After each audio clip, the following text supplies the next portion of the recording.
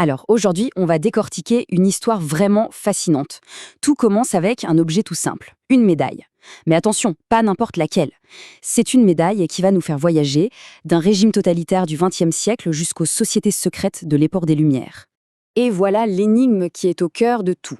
Sur cette médaille, qui vient tout droit de l'Allemagne de l'Est communiste, on voit le visage d'un homme. Un homme dont la philosophie est, en apparence, tout le contraire de l'idéologie de cet État. Alors la question, c'est pourquoi lui? C'est ce qu'on va essayer de comprendre ensemble. Bon, c'est parti, on rentre dans le vif du sujet.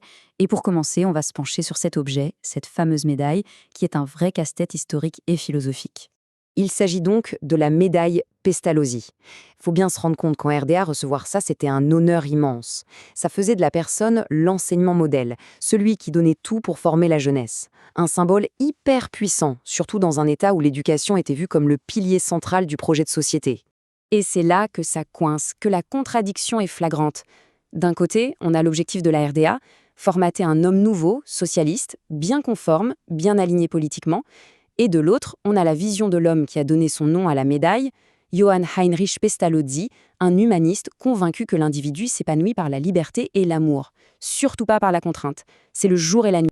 En fait, le point essentiel, il est là. Cette médaille, c'est le point de rencontre improbable, quasi impossible, entre une énorme machine idéologique et une pensée qui prône la liberté. Alors comment c'est possible? Eh bien, pour le savoir, il faut aller voir qui était cet homme. On passe donc à la deuxième partie. Qui était vraiment ce personnage, ce Johann Heinrich Pestalozzi? Une figure bien plus complexe et fascinante qu'on ne l'imagine. Cette petite phrase, c'est la clé pour comprendre toute sa pensée. Pour Pestalozzi, éduquer, ce n'est pas remplir un vase vide, non. C'est plutôt comme du jardinage.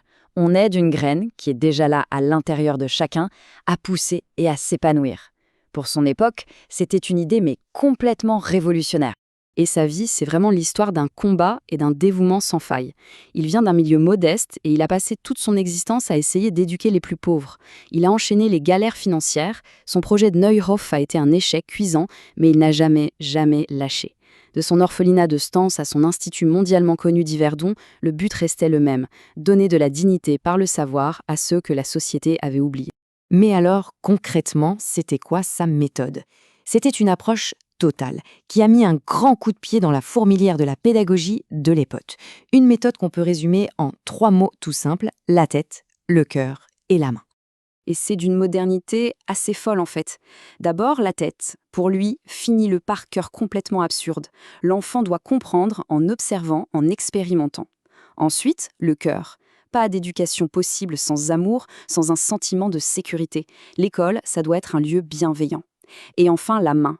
Il faut que l'apprentissage soit concret, qu'il passe par le travail manuel, par la pratique. Pour lui, l'intellect et le concret, c'était inséparable. Et c'est là que l'histoire prend un virage assez inattendu.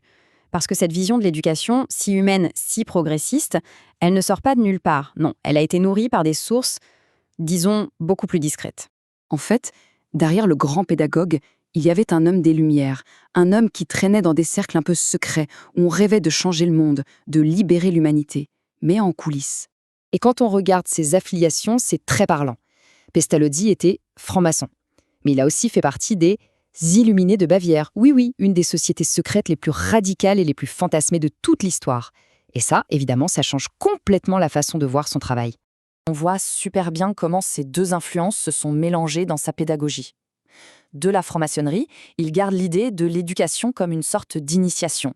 L'enfant est une pierre brute et l'enseignant, comme un frère aîné, l'aide à se polir, à révéler son potentiel. Et chez les Illuminés, il va chercher ce grand objectif, faire de l'éducation une arme pour libérer les gens de l'ignorance, des superstitions et du pouvoir tyrannique. Cette phrase, elle résume tout. Ça pourrait être la devise d'un franc-maçon ou d'un illuminé, mais c'est surtout le cœur de la pédagogie de Pestalozzi. Chaque mot est choisi avec une précision incroyable. Guider, pas diriger. Éclairer, pas endoctriner. Et toujours avec ce but ultime, l'élévation de l'humanité tout entière. Et tout ça, ça nous ramène à notre question de départ. Comment une idée aussi centrée sur la liberté a-t-elle bien pu se retrouver sur une médaille d'un régime autoritaire? Et au final, quel est son véritable héritage? L'impact de Pestalozzi est juste gigantesque. Sans lui, pas de kindergarten, les jardins d'enfants inventés par Froebel. Sans lui, la psychologie de l'enfant de Herbart n'aurait pas été la même. Il a même influencé des gens comme Ferdinand le Buisson, un pilier de l'école laïque en France. Et bien sûr, la méthode Montessori, que tout le monde connaît, est une héritière directe de sa vision. En fait, son influence est absolument partout. Et voilà, on arrive à la résolution de notre énigme. La RDA a utilisé son visage, son nom, pour se donner un petit vernis humaniste, une opération de com en quelque sorte. Mais il ne pouvait pas s'approprier le cœur de ses idées, cette flamme de liberté, de dignité, de potentiel infini en chaque être humain. C'était beaucoup trop puissant pour être enfermé dans une idéologie. Au final, l'idée a survécu à sa récupération, elle était plus forte. Finalement, toute cette histoire nous laisse avec une question fondamentale. Au-delà des cours, des programmes, des diplômes, quand on enseigne, qu'est-ce qu'on transmet vraiment? Juste des informations, ou alors une méthode, un esprit critique, une capacité à trouver la lumière par soi-même?